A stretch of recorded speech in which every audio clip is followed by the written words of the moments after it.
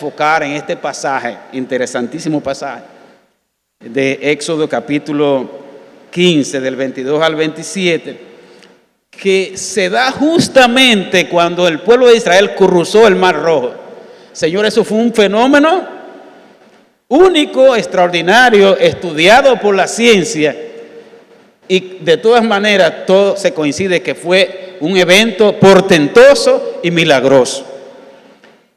Cuando el pueblo de Israel sale del Mar Rojo y que Moisés y su hermana pues levantan esa alabanza, ese cántico de adoración al Señor, entonces el pueblo se interna en el desierto, hacia el desierto de Sur, y luego llegan a Elim. Vamos a ver estas cosas.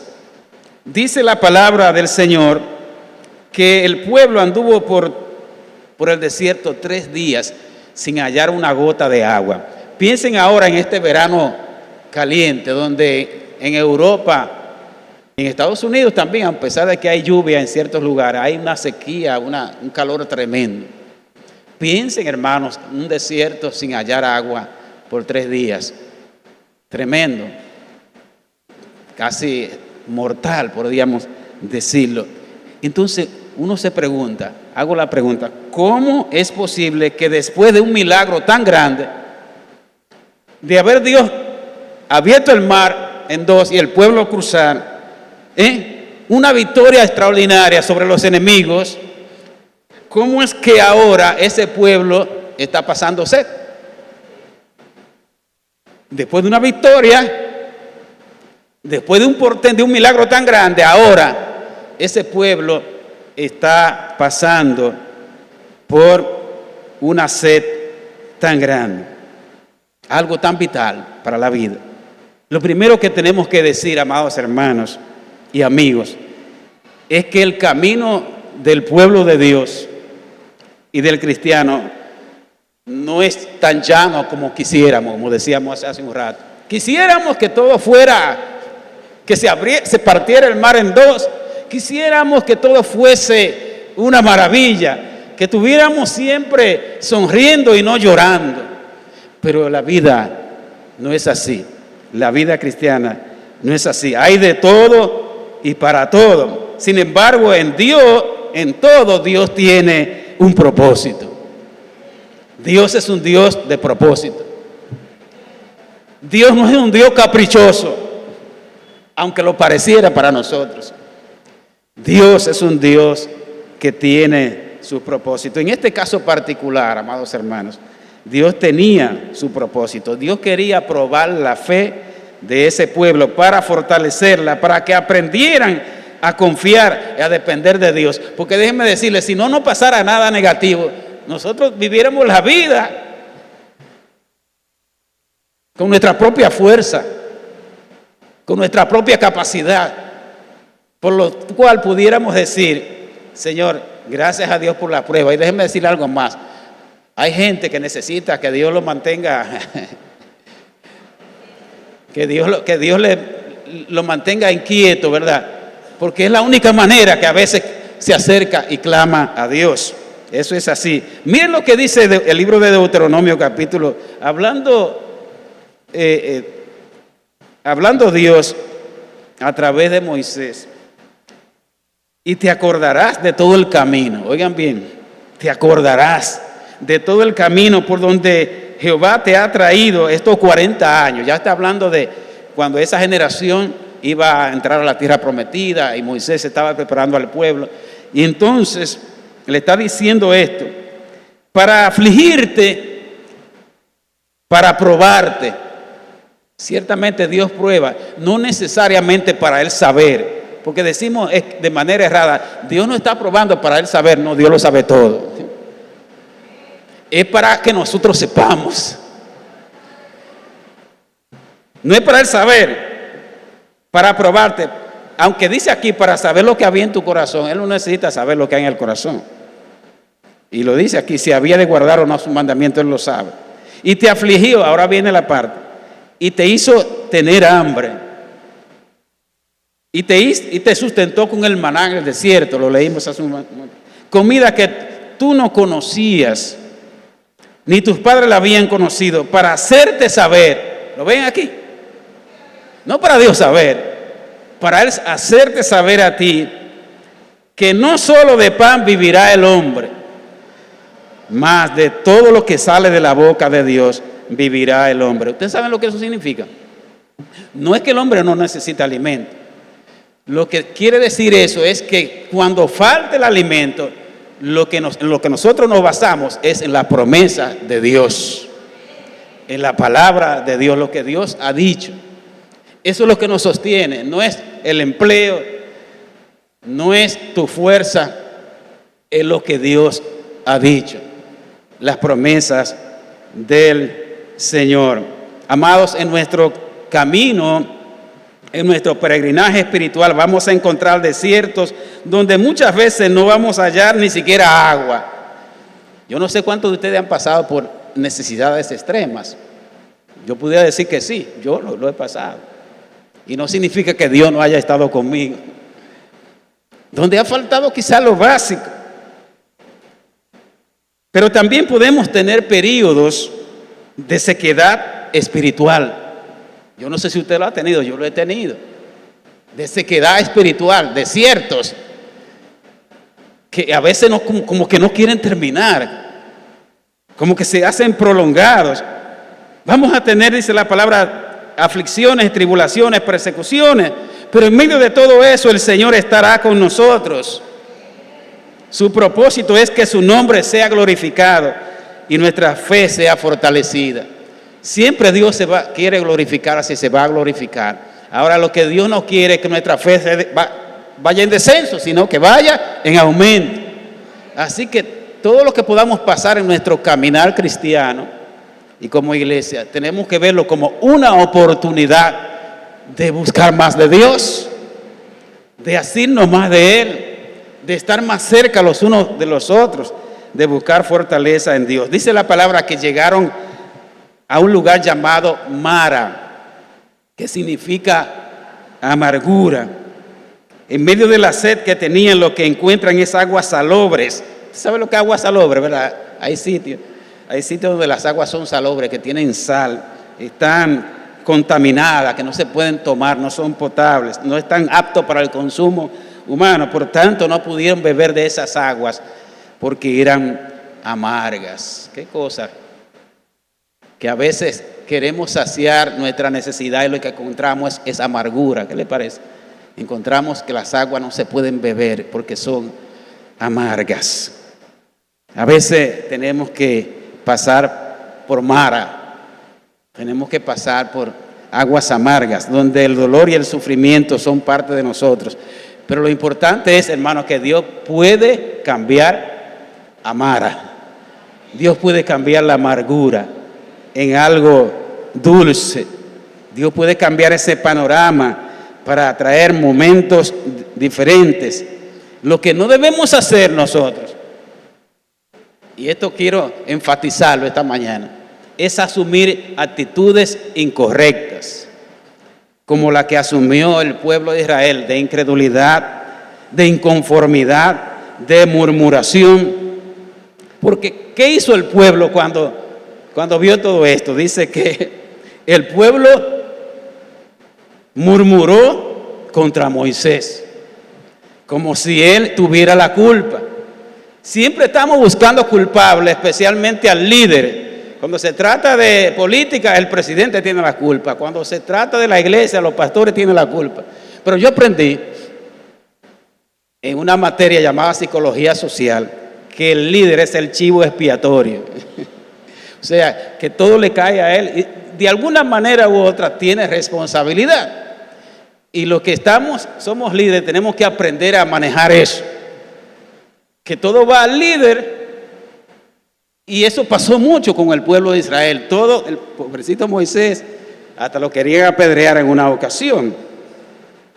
Pero hay algo importante del pueblo de Israel, es que era un pueblo muy plagoso, una frase dominicana, un pueblo quejoso, que no estaba conforme nunca, que siempre estaba, aquí se habla mucho de murmuración, nunca estaban conformes, a pesar de que Dios le había dado tanto. ¿Le parece familiar eso? ¿No seremos nosotros un poquito así, que nos estamos quejando siempre y que entendemos que en vez de darle gracias a Dios por lo que somos, lo que hemos recibido, estamos pensando en lo que no hemos recibido? Eso le trajo con su consecuencia al pueblo de Israel. ¿Cuál fue la respuesta de Moisés? Y esto a mí me habló muchísimo, déjeme decirle. Moisés no se puso a la defensiva, no se puso a discutir ni a pelear con el pueblo, sino que clamó a Dios. Clamó a Dios. Y a mí me habló bastante eso. Porque hay un desafío para los líderes y para los pastores. En vez de enojarnos con los hermanos, con el pueblo, en vez de cruzarnos de brazos o pelear con la gente, o sentirnos sencillamente impotentes, debemos clamar a Dios. Debemos clamar a Dios. Amén. Vamos a agarrar esa palabra, los líderes, los servidores. Cuando veamos que hay, ¿verdad?, quejas y ese tipo de cosas, vamos a ir a la presencia de Dios, porque no hacemos nada en entrar. Bueno, en una ocasión, déjenme decirles que la situación se puso tan color de hormiga con el pueblo de Israel, que Dios le decía a Moisés: mira, ese es tu pueblo. Y Moisés le dice: no, es tu pueblo, es el tuyo. Sí, yo no sé si te han visto esa parte, pero bien. Ahora, lo interesante, a pesar de la murmuración y de todo eso, como Moisés hizo su trabajo, que fue a la presencia de Dios, que hizo lo que tenía que hacer, entonces dice la palabra que Dios le mostró un árbol, misterioso árbol este, y dice la palabra que Moisés lo echó sobre aquellas aguas y las aguas se endulzaron. Se le fue la amargura, gloria a Dios. Se le fueron la amargura a las aguas. Y dice la palabra que allí no solamente Dios, atención a esto, hizo que cambiaran las aguas, sino que le dio estatutos y ordenanzas, y allí los probó. De este árbol se pueden decir muchas cosas. Algunos consideran que ese árbol tenía propiedades curativas. Algunos ven ahí un símbolo, una tipología de la cruz de Cristo. Podemos decir también que no fue el árbol en sí que trajo el milagro, sino el poder de Dios. Podíamos ver todo eso allí representado, o sea, que aquel árbol tenía propiedades curativas y Dios puede usar cualquier elemento para hacer su obra. ¿Cuántos creen eso? Dios no está limitado a nada ni a nadie. Dios hace como Él quiera, soberanamente, y puede usar un árbol, puede usar la medicina, puede usar los médicos, pero en todo, cuando Dios lo decide y lo determina que es así, es para que su nombre sea glorificado y para que no veamos el árbol, sino la mano de Dios, que veamos el milagro. Y así pasó con muchas otras cosas. Entonces, en esto, amados hermanos, en esto de que Dios le dio estatutos y leyes, tenemos que ver también algo importante que le voy a decir ahora. Dios primero puede cambiar la amargura, lo negativo, todo lo que es enfermedad por salud, la maldición por la bendición, y para darnos su agua fresca. Lo importante es que Dios puede cambiar cualquier panorama negativo de muerte para cumplir sus propósitos. El verso 26 dice, ya lo vimos, lo voy a leer aquí de nuevo: si oyeres atentamente la voz de Jehová tu Dios, e hicieres lo recto delante de sus ojos, y dieres oído a sus mandamientos, y guardares todos sus estatutos, ninguna enfermedad de las que envié a los egipcios. Y que hago una pausa para decir, más que enfermedad, eran las plagas, aquellas plagas que Él mandó. Ninguna de esas te enviaré a ti, porque yo soy Jehová tu sanador. De ahí viene la palabra Jehová Rafa, Jehová el que te sana. Y ciertamente, amados hermanos, sabemos que Dios sana toda enfermedad. Dios sana toda dolencia. No importa si es física, espiritual, si es emocional, de cualquier naturaleza. Dios es nuestro sanador. Normalmente nosotros hacemos mucho énfasis en lo físico, en la enfermedad física, que siempre hay enfermedades, ¿no?, que se han multiplicado en los últimos tiempos. Pero a veces detrás de una enfermedad física hay una enfermedad emocional, mental o espiritual. Y ahora no vamos a entrar en eso porque siento el deseo de predicar sobre el tema de la enfermedad y de la salud, porque creo que hay mucha confusión en ese tema. Yo soy testigo del poder de Dios. Yo sé que Dios sana, pero también Dios se glorifica en medio de la enfermedad. Dios tiene propósito con permitir, así que podemos agarrar esa palabra de que Jehová Rafa, Jehová es nuestro sanador, física, espiritual y emocionalmente, pero también Jehová también nos prueba, tiene su propósito cuando no todos quizás, ni en toda enfermedad somos sanados. Así que le prometo que vamos a hablar un poco sobre la teología de la enfermedad y de la salud, porque hay mucho que decir. En una ocasión trajimos algo al respecto. Y algo importante aquí, amados hermanos, a veces, antes que nosotros pensar en la bendición, en la sanidad, en la protección de Dios, tenemos que pensar si estamos obedeciendo a Dios. Porque nos encanta que Dios nos bendiga, que nos sane, pero a veces no estamos tan obedientes. Y no es que sea necesariamente un trueque, porque si fuera trueque, Dios ni para allá va a mirarnos. Si fuera dependiendo de nuestra fidelidad a Dios, de nuestro compromiso con Dios, ni para allá Dios va a mirar, porque siempre estamos fallando. Pero sí, amados hermanos, tenemos que no solamente medir lo que Dios puede hacer con nosotros y por nosotros, sino lo que nosotros, cuál es el nivel de obediencia. A veces medimos, no, me ha ido muy bien este año he logrado mis propósitos, he alcanzado mis metas, Dios me ha bendecido. Y yo pienso que la mayor bendición es que nuestro nivel de obediencia a Dios esté en el punto más alto. Si eso está bajito, no te ha ido tan bien, ¿no? No te ha ido tan bien, porque lo primero es lo primero. Lo primero es el Señor y su reino. Dice la palabra que llegaron a Elim. Elim es como un oasis que tiene, aquí se describe Elim, un oasis de 12 fuentes y 70 palmeras. Hay mucho simbolismo ahí, que no vamos a entrar en esto. Elim. Hay una iglesia que se llama así, Elim, un oasis en medio del desierto. Había uno, pero esas aguas estaban amargas. El Señor la puso potable. Aquí habla de Elim, un lugar interesante que tiene 12 fuentes de agua y 70 palmeras. Y dice que acamparon allí junto a aquellas aguas. Qué maravilloso es esto. Elim es el oasis en medio del desierto. Es el lugar para descansar, para acampar, para tomar nuevas fuerzas, para escuchar la voz de Dios, para obedecer, para continuar el camino. Pero solo debemos detenernos, y lo puse entre comillas, ¿ustedes lo están viendo ahí?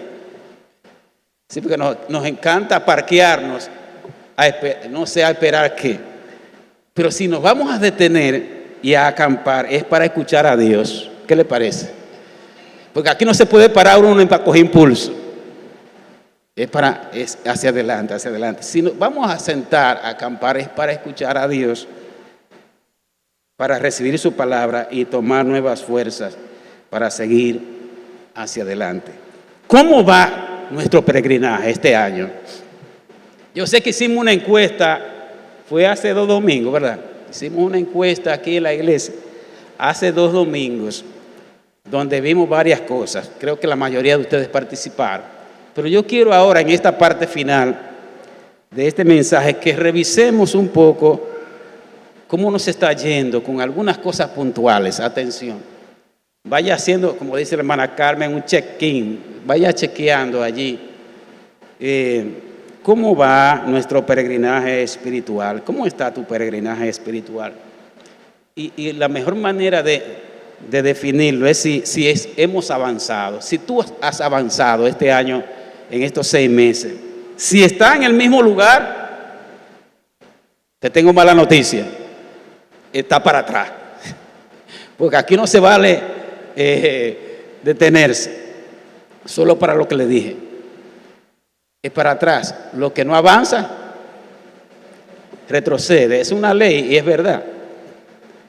O tú has retrocedido, siendo sincero. Siendo sincero, una hermana cuando terminó la encuesta me confesó y me dijo: pastor, salí quemada, me quemé en la prueba. Digo, oh, bendito sea. Yo le dije, gloria a Dios que lo reconociste. Aunque era anónima, lo reconociste. Si estás en una zona de confort o comodidad, porque a veces uno como que se conforma, se queda ahí. Si estás arropado por el afán, la ansiedad o las circunstancias, eso es lo que más los hermanos están quejando. Ay, pastor, me estoy ahogando de trabajo. Ay. No puedo participar en esto, no puedo ir a esto, no puedo. Ahora, si el pecado te está asediando, ¿qué le parece? Si el pecado te está asediando, nos asedia a todos, porque dice en Hebreos que tenemos que despojarnos de todo peso y del pecado que nos asedia, pero si estás cayendo, no solamente nos asedia, es posible que algunos estén cayendo en esa tentación. ¿Cuál? No se sabe Dios.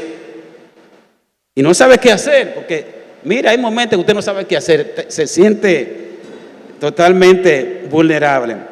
Si estás envuelto, ya lo dije de alguna manera, en los quehaceres diarios o en otras distracciones, porque déjenme decirle, la gente dice que está afanada con cosas, pero hay mucha gente distraída, especialmente en las redes. Hay muchas distracciones que te impiden avanzar y servir a Dios con entrega y excelencia. Si estás pasando por un desierto, esto pasa también. Si estás viviendo tu tiempo de mara, de amargura, que tú no le encuentras sabor a la vida cristiana ni a la vida, eso pasa también. Nos puede pasar. Si está batallando y está cansado y desalentado y sediento en medio de la batalla, para todos le tengo el remedio: Jesucristo. La fuente de aquella que tomó el pueblo de Israel cuando iba en su peregrinaje. La fuente que le permitió retomar nuevas fuerzas para seguir hacia la tierra prometida. Es esa fuente que está brotando, como dice un himno, ¿verdad? Agua viva, saludable para ti. Agua fresca, no agua de cisternas rotas de este mundo, sino agua pura, agua fresca, agua que sacia, agua que salta para vida eterna. Póngase de pie, iglesia. Vamos a estar orando y dejando el altar abierto.